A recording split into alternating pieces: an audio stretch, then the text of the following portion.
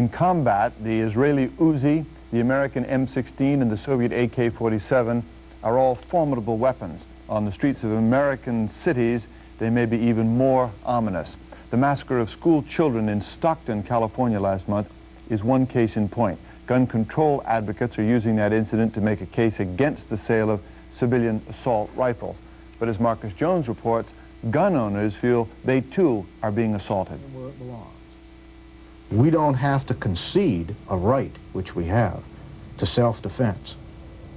Although there are many times that we see the government trying to make us do that.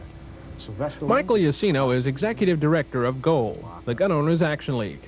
His job is to protect the interest of the roughly 2 million gun owners in Massachusetts.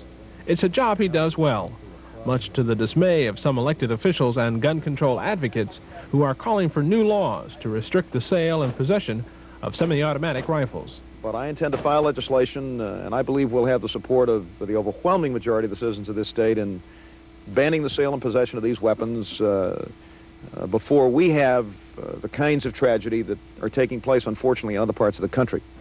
It was only a few weeks ago that a disturbed gunman opened fire on school children in Stockton, California, using an AK-47 style rifle like this one, demonstrated last week in Reading by members of the Bureau of Alcohol, Tobacco, and Firearms.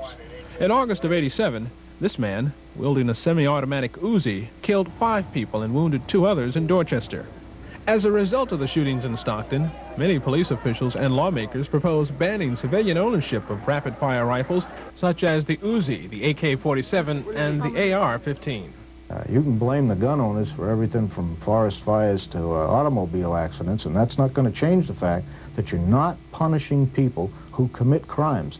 You're offering no deterrent to another Stockton-type individual.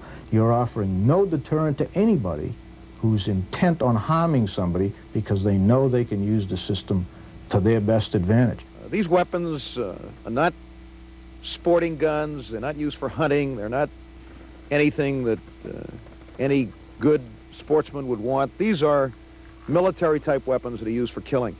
In addition to wanton shootings such as the case in Stockton, police say more and more of these weapons are turning up in the hands of street gangs and drug dealers.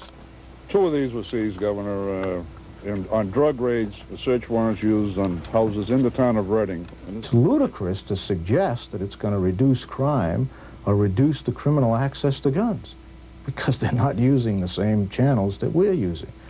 On the federal level, there is a move afoot to impose a mandatory waiting period on anyone who wants to buy a gun.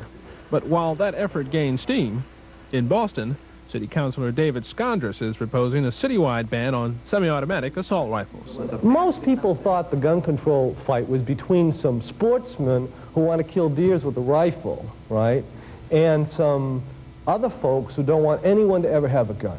No one ever thought that that you can walk into a store and walk out with a machine gun. That's crazy. And everybody says the same thing. That's nuts. So they're admitting now the lie that we said that they had perpetrated initially, that no, it's only little handguns. Now they're admitting that it's all guns, basically, that they're after, one step at a time. A public hearing on the proposed Boston ordinance is scheduled for mid-March. For the 10 o'clock news, I'm Marcus Jones.